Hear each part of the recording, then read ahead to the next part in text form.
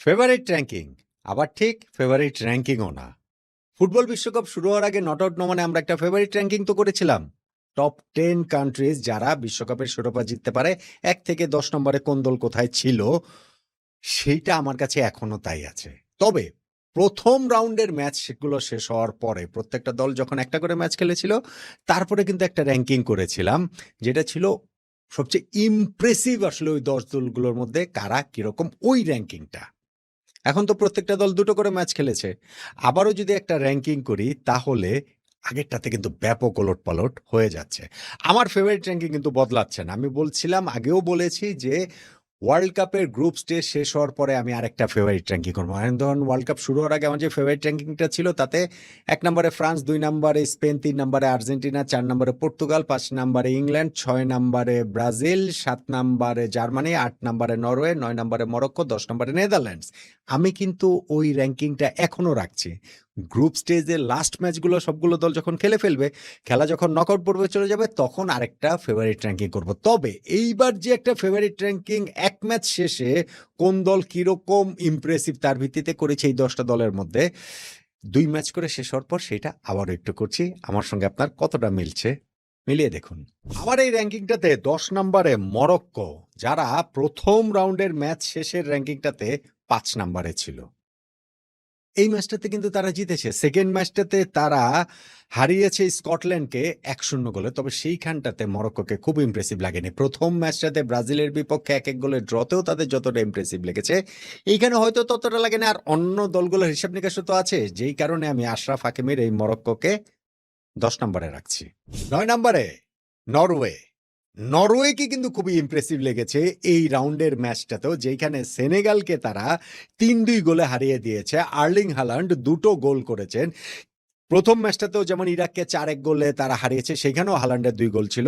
এখন আমি আগের ফেভারিট র‍্যাংকিংটাতে, মানে ওই যে ১ রাউন্ড শেষে, সেইখানে নরওয়েকে ৬ নম্বরে রেখেছিলাম। এখন তাদের পিছিয়ে ৯ নম্বরে নিয়ে আসছি। এইটাতে নরওয়ের আসলে অতটা দায় নাই। অন্যান্য দলগুলো আরও ইমপ্রেসিভ বলে আমার কাছে মনে হয়েছে, যেই কারণে হালান্ডের নরওয়েকে পিছিয়ে আমি ৯ নম্বরে নিয়ে যাচ্ছি। ৮ নম্বরে নেদারল্যান্ডস, ভেরি ইমপ্রেসিভ। এই রাউন্ডে তারা হারিয়ে দিয়েছে সুইডেনকে, সেইটাও ৫-১ গোলের ব্যবধানে। প্রথম ম্যাচটাতে তারা জাপানের সঙ্গে যে ২-২ গোলে ড্র করেছিল, ডাচ টিউলিপ কিন্তু ফুটে উঠেছে সুইডেনের বিপক্ষে দুর্দান্তভাবে। আমি তাদেরকে আগের র‍্যাংকিংটাতে ৯ নম্বরে রেখেছিলাম প্রথম ম্যাচ শেষে জাপানের সাথে ১-১ গোলের ড্রর পর। এখন সুইডেনের সাথে এত ইমপ্রেসিভ একটা ভিক্টরির পর যদি একটু না এগোই তাহলে আর কিভাবে হয়?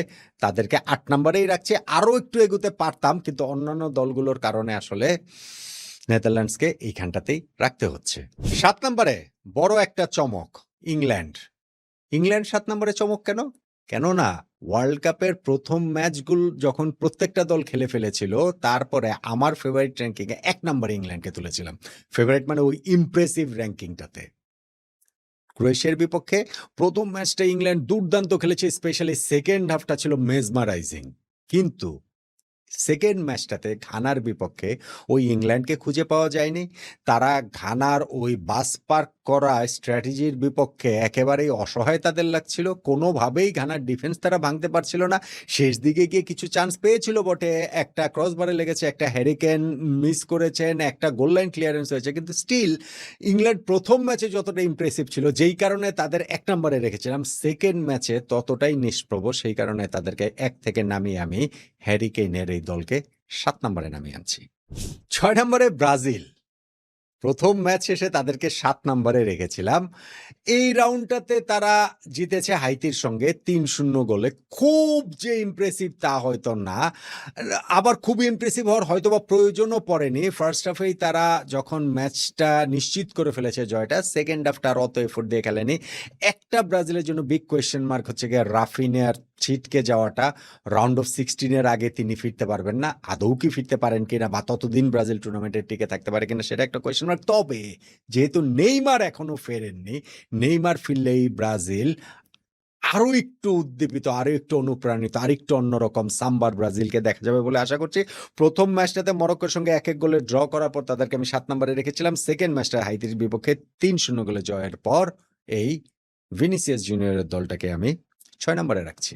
৫ নম্বরে ক্রিশ্চিয়ানো রোনালদোর পর্তুগাল, যাদেরকে প্রথম ম্যাচ শেষে আমি ১০ দলের মধ্যে ১০ নম্বরে রেখেছিলাম এবং সেইটা রাখবো না কেন, কঙ্গোর সঙ্গে ১-১ গোলে তারা ড্র করেছে এবং যেইভাবে তারা ড্রটা করেছিল সেইটা অনেক প্রশ্নবোধক চিহ্ন তুলে দিয়েছিল। তবে সেকেন্ড ম্যাচটাতে তারা উজবেকিস্তানের বিপক্ষে ডমিনেটিং একটা জয় পেয়েছে ৫-০ গোলের ব্যবধানে। ক্রিশ্চিয়ানো রোনালদো নিজেও ২টো গোল পেয়েছেন। হ্যাটট্রিকটা তার হতেই পারত, হ্যাটট্রিকটা তার হওয়া উচিতও ছিল। বাট সেটা না হলেও পর্তুগাল যে আসলে কামব্যাকটা করেছে, ওই যে আমি আমার ভিডিওটাতে বলেছিলাম ক্রিশ্চিয়ানো রোনালদো ওই আর্নল্ড শোয়ার্জেনেগারের মতো, টার্মিনেটরের মতো আই উইল বি ব্যাক, ওই রকম ভাবেই পর্তুগাল আসলে এবং ক্রিশ্চিয়ানো রোনালদো কামব্যাক করেছে, যেই কারণে তাদেরকে আমি ১০ থেকে ৫ নম্বরে তুলে আনছি। ৪ নম্বরে স্পেন, লামিন ইয়ামালের স্পেন। বিশ্বকাপ শুরু হওয়ার আগে প্রপার ফেভারিট র্যাঙ্কিংটাতে তাদেরকে আমি ২ নম্বরে রেখেছিলাম, কিন্তু প্রথম ম্যাচের পরে তাদেরকে ৮ নম্বরে নিয়ে গেছিলাম ওই যেই ইমপ্রেশনটা তারা দিয়েছিল, কেননা কাবো ভের্দের সঙ্গে গোলশূন্য ড্র করেছিল, বড্ড ওইটা একেবারে বিব্রতকর স্পেনের জন্য। তবে সেকেন্ড ম্যাচটাতে তারা সৌদির বিপক্ষে ৪-০ গোলে জিতেছে। সৌদি আরব এমন কোনো অপোনেন্ট না, কিন্তু প্রথম ম্যাচের ওই বিপর্যয়ের পর স্পেনের এই ঘুরে দাঁড়ানো জয়, লামিন ইয়ামালের শুরু থেকে খেলা, মিকেল ওয়াইয়ারজাবালের জোড়া গোল করা, স্পেনের ছন্দ খুঁজে পাওয়া, সবকিছু মিলিয়ে তারা আবার ব্যাক ইন বিজনেস, যেই কারণে ৮ নম্বরে থাকা স্পেনকে আমি এখন ৪ নম্বরে তুলে আনছি দ্বিতীয় ম্যাচ শেষে। ৩ নম্বরে আর্জেন্টিনা, লিওনেল মেসির আর্জেন্টিনা। ইন্টারেস্টিং ব্যাপার হচ্ছে, আমি এই দলগুলোকে নিয়ে যে ৩টা র্যাঙ্কিং কিংবা এই যে ইমপ্রেশনের ভিত্তিতে যেটা করছি, এই ৩টাতেই আর্জেন্টিনা ৩ নম্বরেই রেখেছি তাদেরকে। বিশ্বকাপ শুরু হওয়ার আগের ফেভারিট র্যাঙ্কিংয়েও তারা ৩ নম্বরে। প্রথম ম্যাচ যখন সবগুলো দল খেলেছিল তারপরের হিসাবটা তো আর্জেন্টিনা ৩ নম্বরে। ২ ম্যাচ করে খেলার পরের হিসাবেও আর্জেন্টিনা ৩ নম্বরেই। প্রথম খেলায় তারা আলজেরিয়ার বিপক্ষে ৩-০ গোলের জয় পেয়েছে, লিওনেল মেসির হ্যাটট্রিক। সেকেন্ড ম্যাচে অস্ট্রিয়ার বিপক্ষে ২-০ গোলের জয় পেয়েছে, লিওনেল মেসির ২ গোল। ওয়ার্ল্ড কাপে আর্জেন্টিনা ৫ গোল দিয়েছে, ৫টাই মেসির। ২ ম্যাচের ক্লিন শিট তারা রেখেছে। ইউরোপিয়ান টিম অস্ট্রিয়ার বিপক্ষে একটা টাফ টেস্টে তারা জিতেছে, যদিও ওই ম্যাচটা আর্জেন্টিনা খুব ভালো খেলেছে এমনটা বলার উপায় নাই। সো সবকিছু মিলে, আবার যে খুব খারাপ খেলেছে সেটা তো আর বলবেন না। তো সবকিছু মিলে আমি আর্জেন্টিনাকে আসলে ৩ থেকে পিছিয়ে দিচ্ছি না, আবার ধরেন ৩ থেকে এগিয়েও রাখছি না, তাদেরকে আমি ওই ইমপ্রেশনের ভিত্তিতে ৩ নম্বরে ইনফ্যাক্ট রাখছি। ২ নম্বরে জার্মানি, এই দলটা কিন্তু ক্রমশ এগুচ্ছে। ওয়ার্ল্ড কাপ শুরু হওয়ার আগের ফেভারিট র্যাঙ্কিংয়ে তাদেরকে রেখেছিলাম ৭ নম্বরে। প্রথম ম্যাচ শেষের হিসাবে তাদেরকে রেখেছি ৪ নম্বরে। ২ ম্যাচ খেলার পর এখন তাদেরকে ২ নম্বরে উঠিয়ে আনছি, কেননা ফার্স্ট ম্যাচে তারা কুরাসাওর বিপক্ষে ৭-১ গোলে জিতেছিল, তুলনামূলক দুর্বল দল, ঠিক আছে, কিন্তু সেকেন্ড ম্যাচটা আইভরি কোস্টের বিপক্ষে তাদের ২-১ গোলের জয়, এবং সেই জয়টা তারা যেভাবে জিতেছে, যে কষ্টার্জিত জয়, পিছিয়ে পড়েছিল, সেকেন্ড হাফে ডেনিস উন্ডাফ তাদের বদলি খেলোয়াড় নেমে ২টা গোল করেছেন। এর মধ্যে ম্যাচ উইনিং গোলটা হচ্ছে গিয়ে ইনজুরি টাইমে। এই জাতীয় মোমেন্টগুলো কিন্তু পুরো টিমকে অনেক ক্ষেত্রে ইন্সপায়ার করে, যেই কারণে আর জার্মানিকে এখন পর্যন্ত তাদের ওই খেলা সবকিছু মিলে, আইভরি কোস্ট কঠিন প্রতিপক্ষ, তাদের বিপক্ষেও জয়, সব মিলে এই যে ইমপ্রেশনটা আমি পেয়েছি সেই হিসাবকে জার্মানিকে আমি আসলে ৪ থেকে তুলে ২ নম্বরে নিয়ে আসছি। এবং ১ নম্বরে ফ্রান্স। ফ্রান্স বিশ্বকাপ শুরু হওয়ার আগে ফেভারিট র্যাঙ্কিংটাতে আমি ১ নম্বরে রেখেছিলাম। প্রথম ম্যাচ শেষের হিসাবটাতে তাদেরকে ২ নম্বরে নামিয়ে এনেছিলাম। সেনেগালের সঙ্গে তাদের ওই ম্যাচের ফার্স্ট হাফটা আমার পছন্দ হয় নাই, অনেকেরই পছন্দ হয় নাই। সেকেন্ড ম্যাচের প্রতিপক্ষ ভীষণ দুর্বল ইরাক, এবং সেই ম্যাচে আবার ওই যে বজ্র বৃষ্টি হয়ে ২.৫ ঘন্টা খেলা বন্ধ প্রায়, ওগুলো অনেক কিছু হয়েছে। জিতেছেও তারা ৩-০ গোলে, কিন্তু ফ্রান্সকে অনেক বেশি স্টেডি মনে হয়েছে এবং তারা আসলে কি করতে যাচ্ছে সেই কনভিকশনটা ফ্রান্সের খেলায় দেখা গেছে। কিলিয়ান এমবাপ্পে তো আছেনই, এই ম্যাচেও জোড়া গোল করেছেন।